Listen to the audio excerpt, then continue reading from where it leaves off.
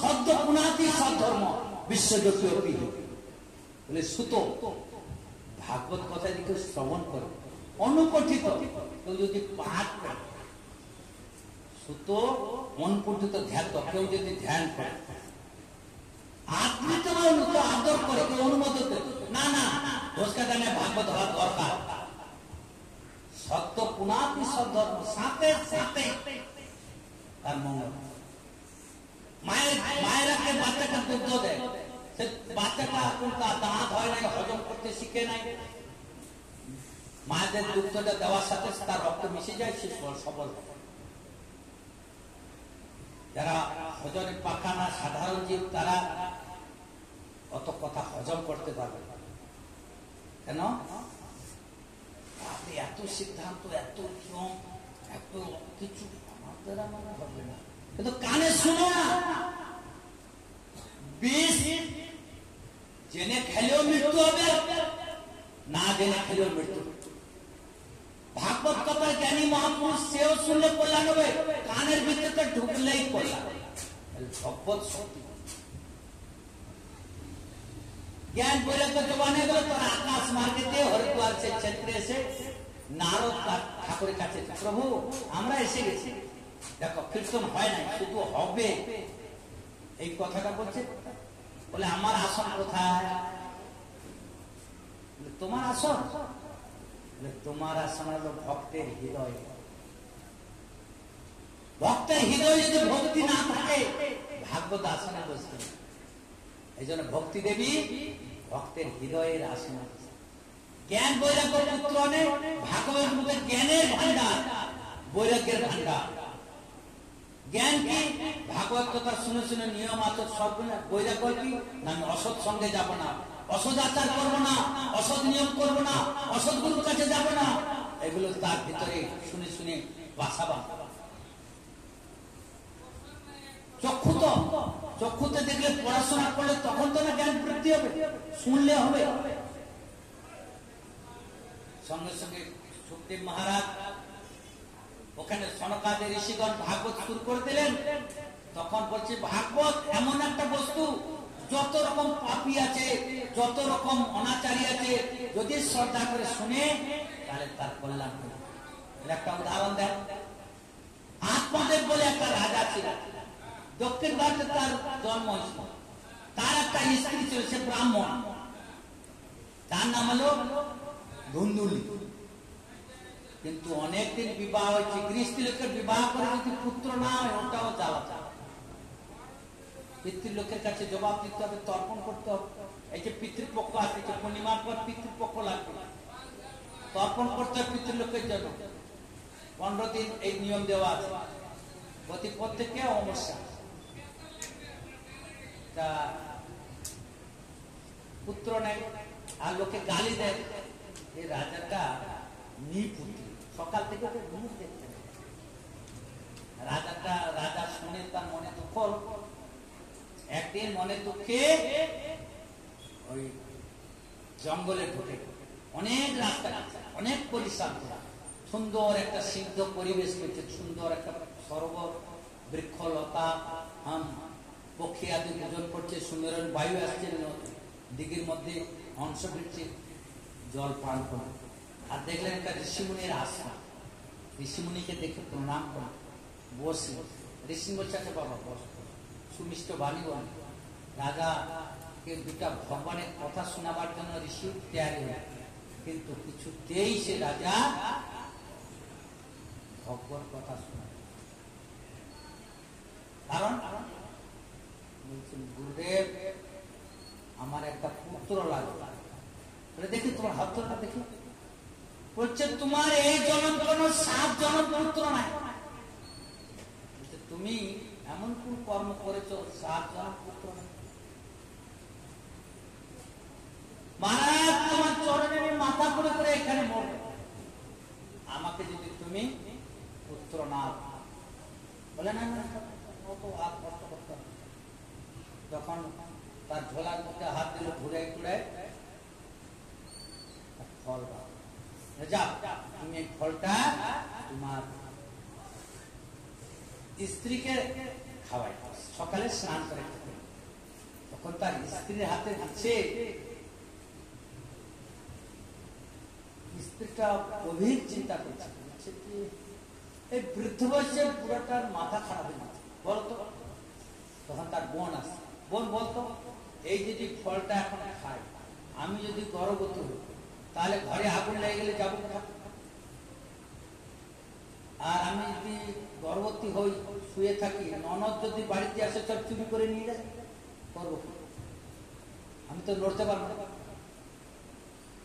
তারপরে সত্য সমস্যার কথা, ফলটা কিন্তু খায় না, তার আগে এত চিন্তা। বোন তুই বুদ্ধি নেই না? বলছে দেখ বোন, তাহলে আমার বুদ্ধি নেবে, এই ফলটাকে গরুকে খাওয়াই। আর আমি না গর্ভবতী হয়েছি, 2 মাস, আমার বাচ্চাটা হলে তোকে দিয়ে দিবি, আর তুই রাজাকে দিয়ে দিবি, আর আমাকে কিছু টাকা টোকা দিয়ে দিবি, আমি আমার স্বামীকে ব্যবস্থা করবো। আর রাজাকে দেখাইতে গেলে মায়েদের গর্ব হলে তো একটু শরীরে অন্যরকম দেখায় না, তুই কাপড় টাপড় চড়ায় রাজাকে গর্ব চলে দেখায় না। যত কুবুদ্ধি, যেরকম রামলীলাতে মন্থরা কুবুদ্ধি দিছিল, এই ভাগবতের মহিমাতে কুবুদ্ধি দিচ্ছে তার বউ। অসৎ লোকের সঙ্গ করলে এই দশাটা কি হয়, তার জীবন সংসার সব শুনে রাখতে। এমন সময় ফলটাকে গরুকে খাওয়াই, আর ও বোন যা যা বললো সেই করছে। ঠিক যে সময় সন্তান আছে, সন্তান হওয়ার পর তাকে নিয়ে এসে দান দিয়ে দেবে।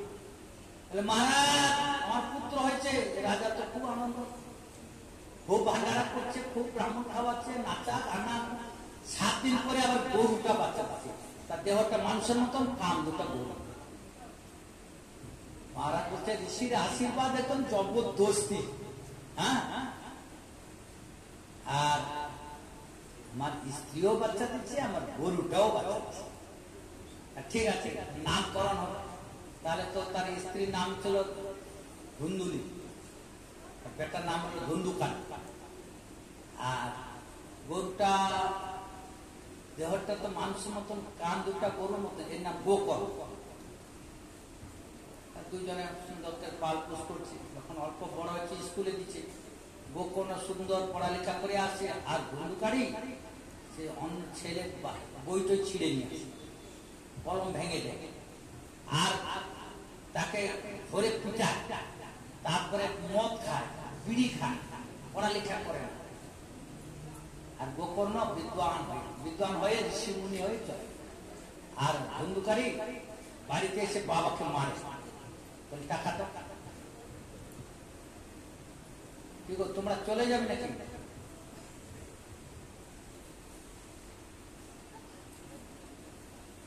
মাত্র তো 9টা বাজে। তারপরে এই অল্প সময়ের মধ্যে মহাত্মা ছেড়ে দিয়ে আমি ভাগবতে প্রবেশ করি। কারণ ভাগবত মহাত্মা যদি না শুনে, তাহলে ভাগবতের প্রতি গীতা পাঠ করার পর মহিমা শুনতে, ভাগবত পাঠ করার আগে মহিমা শুনতে। এখন ধুন্দুকারি বাবাকে এত অত্যাচার করছে, বাবা সে গোকর্ণকে খবর পাঠিয়েছে। গোকর্ণ বলছে, বাবা তোমার বয়স কত হচ্ছে? বলে 60। বলে এখনো সময় আছে, তুমি তাড়াতাড়ি আশ্রমে এসো, আর ভগবানের 10 স্কন্ধ ভাগবত শুনে তুমি কল্যাণ করো, তাড়াতাড়ি চলে আসো। আর দেহ ক্ষণভঙ্গু, যতক্ষণ কৃষ্ণ কৃষ্ণ রততে রহো, যত ঘটমে প্রাণ, যতদিন তোমার দেহতে প্রাণ আছে তুমি কৃষ্ণ। আপনাদের চলে গেলেন, বাড়িতে থাকলে মা ধুন্দুকালী মাকে এত অত্যাচার করছে, মা লাভ পর্যন্ত কুয়ায় ঝাঁপতে প্রাণ বিসর্জন। তিনি কি করলেন, যত টাকা পয়সা ছিল সব মদ মাতাল আর বিভিন্ন নষ্ট করলেন। শেষকালে 6 জন তার বান্ধবীকে নিয়ে এসে ঘরে বসে, তাদেরকে সন্তুষ্টি করার জন্য টাকা চুরি করে আনছে, অর্ধেকগুলো টাকা দিচ্ছে আর অর্ধেকগুলো লুকায় রাখছে। একজন বান্ধবী দেখে নিচ্ছে, ও বান্ধব আরো কার জন্য রাখছো? সে রাখছে যে আজকে দিলাম অর্ধেকটা, কালকে দিব অর্ধেকটা, কিন্তু ওরা ভাবছে যে আরো কোনো বান্ধবীর জন্য রাখছে।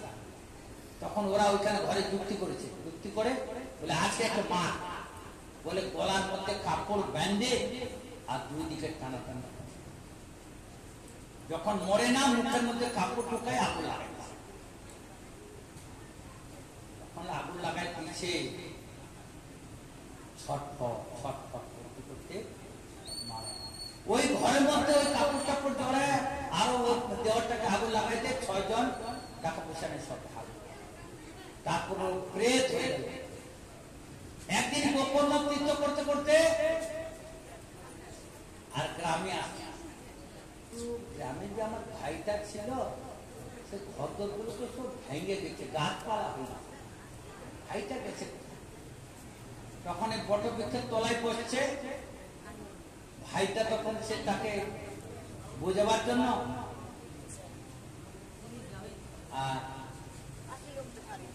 ভৈঁসের রূপ ধরে দৌড়ে যায়, ধুলা মিট্টি ফেলে। তখন কমন্ডলু জল শুদ্ধ করে যখন ছিটালো, তখন শান্ত বলে ভাই আমার নাম হলো সেই ধুন্দুকারী, ভাই আমাকে একটু উদ্ধার কর। আরে তোর এই দশা হচ্ছে কেন? বলে ভাই আমার কর্ম, প্রেত হয়েছে, খুব কষ্ট পাচ্ছে। প্রেত জনি বড় কষ্টে, প্রেত জনি শুদ্ধ জায়গায় বসতে পারবে না, ভালো জল খেতে পারবে না, ভালো খাবার খেতে পারবে না, আলোর কাছে আসতে পারবে না, অন্ধকারের মধ্যে ওই দেওয়ালের গর্তের মধ্যে, গাছের ফাটলের মধ্যে, পেশাব পায়খানা অপবিত্র জায়গায় ঘুরে বেড়াবে। বলছে ভাই তাহলে আচ্ছা ঠিক আছে, ব্রাহ্মণের কাছে গেলেন আর বিভিন্ন রকম ঋষি মুনির কাছে গেলেন, কেউ আর উদ্ধারের পথ বলতে পারছে না। প্রেত থেকে উদ্ধার করার পথ কি? যেরকম আপনাদের দেশে নিয়ম আছে না, বলে যে ওই গয়া প্রেত গয়াতে সাপ দিয়া প্রেত উদ্ধার, কিন্তু ভাগবত শুনে।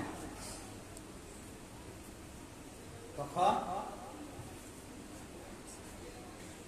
রাস্তা না পেয়ে সূর্যদেবকে মন্ত্রপুত করলেন। সূর্যদেব দাঁড়ায় গেলেন, তিনি উপদেশ করলেন, গোকর্ণ তুমি ভাগবত কথা শোনা, তাহলে কল্যাণ।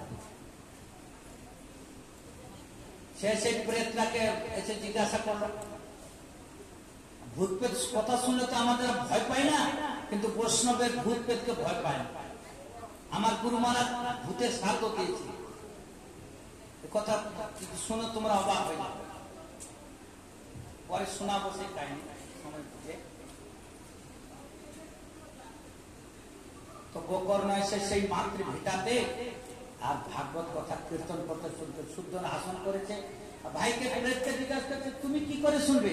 বলে আমি তো হাওয়া, ঠিক থাকতে পারি না, 7 গাঁট একটা বাঁশ পুঁতে তো তার ভিতরে খালি আছে, ওই চোঙার মধ্যে আমি ঢুকে শুনবো, আর একদিন শোনা হবে বাঁশটা ফাটায়, 2 দিন শোনাবো বাঁশটা ফাটায়, এরপরে 7 গাঁট বলা বাঁশ লাগবে। তো এই কথা হলো, সমাজে সব গ্রামবাসীরা আসছে, ভাগবত হচ্ছে। যখন 7 দিন পূরণ হয়ে গেল, বৈকুণ্ঠ থেকে একটা রথ নেমে আসে। সেই রথেতে কিরিট কুণ্ডলধারী একজন শঙ্কর চক্র গদা পদ্ম ভগবানের পাশ, আর গোকর্ণ সেই প্রেত জনি থেকে মুক্ত হয়ে আর সে সুন্দর দেবতার মতো রূপ হয়েছে। সে গোকর্ণকে প্রণাম করে ভাগবতকে পরিক্রমা করে তারপরে রথে উঠেছে। সারা গ্রামবাসী তাকিয়ে আছে যে আমরাও তো ভাগবত শুনলাম, একটা কেন রথ আসলো? হে গোকর্ণ মহারাজ আপনি বলুন। বলে আমার কি কথা, আমি তো একই কথা বলেছি, ও শুনেছে, তোমাদের তো শ্রবণের গন্ডগোল, অন্যমনস্ক হয়ে গেছে, চঞ্চল হয়ে গেছে। আর প্রেত সে পেট জনিতে কষ্ট পাচ্ছে, সে একাগ্র চিত্তে শুনছে,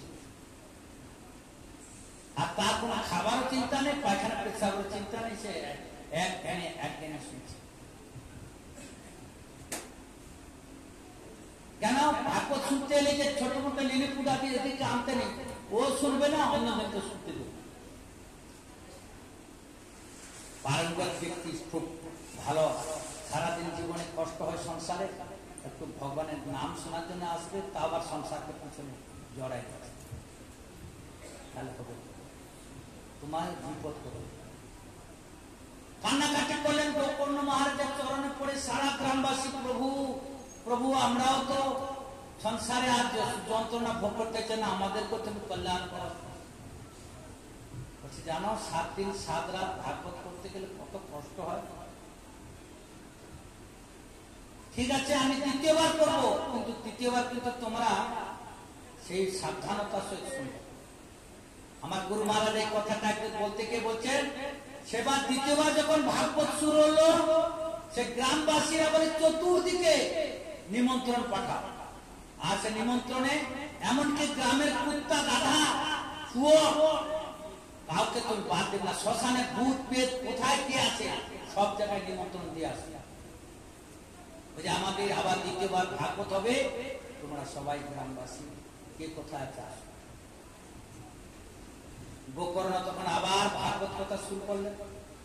শুরু করার পর যেদিন সপ্তদিন ভাগবত বিশ্রাম হলো, আর সেদিন দেখছে কি হাজার হাজার বৈকুণ্ঠ থেকে রথ নেমে আসছে, আর স্বয়ং ভগবান প্রকট হয়ে গেছে, গোকর্ণকে আলিঙ্গন করছে। পরে রথে করে গোকর্ণকে উঠায় নিলেন।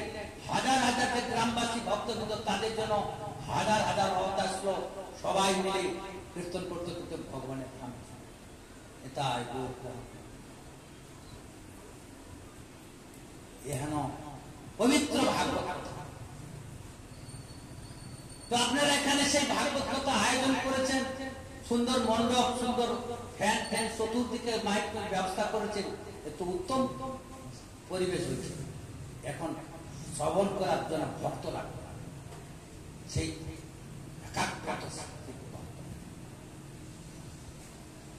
তো ভাগবতে এখানে আজকে সেই সকাল থেকে পাঠ হচ্ছে। তো প্রথম স্কন্ধ, দ্বিতীয় স্কন্ধ, তৃতীয় স্কন্ধ, চতুর্থ স্কন্ধ পর্যন্ত আমি এসে শুনছি যে পিতু মহারাজের কাহিনী হচ্ছে, রচেতার কাহিনী হচ্ছে। প্রথম স্কন্ধেতে সেই একটা দুটা করে মূল শ্লোকটা পড়ে দিই। জন্মাদাস্য শ্রীমদ্ ভাগবতম প্রথম স্কন্ধ প্রথম অধ্যায় সনকাদির কাছে, সনকাদির সুতের কাছে সনকাদি মুনিগণের প্রশ্ন মঙ্গলাচরণ। জন্মাদাস্য যতন্যাৎ ভিতর স্বার্থেশ ভিক্ত সরাট তেন ব্রহ্ম হৃদয়ত আদি কবয়ে মুজ্জন্তি যৎ সূরয় তেজবারে মুদাঙ্গতা বিনির্ময় যত্রতি সর্বমুষা ধামনাসেন সদা নিরস্তম সত্যম পরম ধীমহি। জন্মাদস্য যত না, যার কোন জন্মদাতা নাই, যিনি স্বয়ং ভগবান। যদি বলে কৃষ্ণ তো মথুরায় জন্ম ছিল, যশোদা নন্দতার বাবা, লীলা গুণ। ঈশ্বর পরম কৃষ্ণ সচ্চিদানন্দ বিগ্রহ, অনাদির আদি গোবিন্দ, সর্বকারণের কারণ। ব্রহ্মসংহিতা ব্রহ্মাস্তব করছে যে ঈশ্বর পরম, যিনি পরম কৃষ্ণ ঈশ্বর ভগবান গোবিন্দ, ঈশ্বর পরম কৃষ্ণ সচ্চিদানন্দ বিগ্রহ, যার বিগ্রহ সৎ চিৎ আনন্দ, যার কোনদিন বিনাশ নাই, যার কোনদিন সৃষ্টিও নেই, আদিও নেই, অন্ত। বলে সনাতন ধর্ম কত বছর? বলে সনাতন ধর্ম যতদিন সৃষ্টি হচ্ছে, চন্দ্র সূর্য যখন হচ্ছে, তার আদি থেকে হলো সনাতন ধর্ম। বলে বুদ্ধিস্ট ধর্ম কত বছর? বলে 2700 বছর। বলে খ্রিস্টান ধর্ম কত বছর? বলে 2000 বছর। বলে মুসলমান ধর্ম কত বছর? বলে 13 বছর। সনাতন ধর্ম কত বছর? যার আদি অন্ত নাই, তাকে বলে সনাতন। সনাতন কথার অর্থ হল নিত্য নূতন। এই ভগবত নাম মহাপ্রভু জপেছে, এই ভাগবত কথা আছে, ঋষিমুনি জপেছে, কীর্তন করেছে, এখন এই ভাগবত কথা এখনো কীর্তন, যে আদিও ছিল, এখনো আছে, ভবিষ্যৎ থাকবে, সে হলো সনাতন, যার কোনদিন বিনাশ নাই, ধ্বংস নেই, অজনিত্য শাশ্বত ভয়ং পুরাণ নহন্যতে অন্যে মানুষ। গীতাতে আছে না, জাত সূর্যমিত ধ্রুবং জন মিশচ্যত, যার জন্ম নেই, অস্ত্র ছেদন করতে পারে না, আগুন পুড়াতে পারে না, বৃষ্টি ভিজাতে পারে না, সেই আদি পুরুষ হলো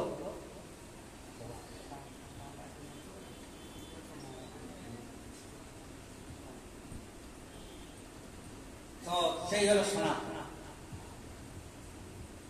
সেই আদি পুরুষ জগৎ কল্যাণের জন্য, জগৎ সৃষ্টির জন্য তিনি এই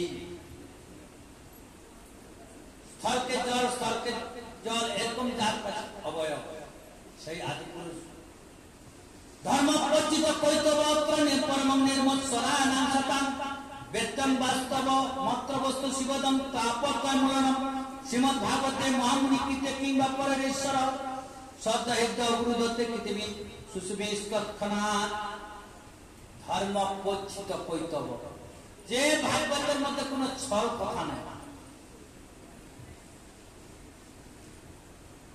পরম নির্মৎসরানাং সতাং, নির্মৎসর সাধু ভক্ত গুরু, তার হৃদয়ের বস্তু, তার পান করা বস্তুর থাকবে। বেদম বাস্তবত শিবদম তাপত্রয় মলনম, এই তিন তাপকে যিনি দূর করার সামর্থ্য ধরেন, সে হলেন ভাগবত।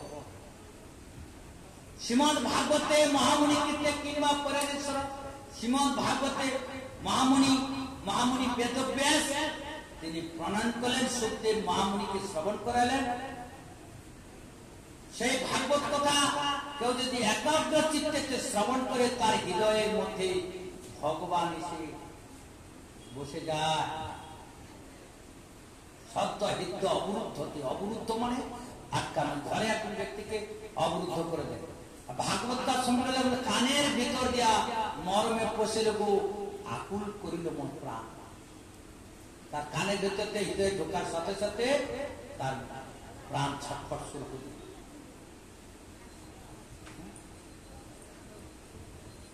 হরি কথা কেউ যদি খুঁজে বলে হরি কথা, না, হরি কথা, ভগবত কথা হলো হরি।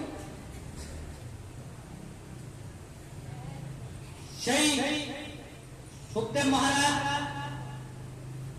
পরীক্ষিতকে নিগম কল্পতর গলিতম সুখম মুখামিত দ্রব সংযুতম পিবত ভাগবত রসমালা মমো রসিকা ভূমি ভাবুকা।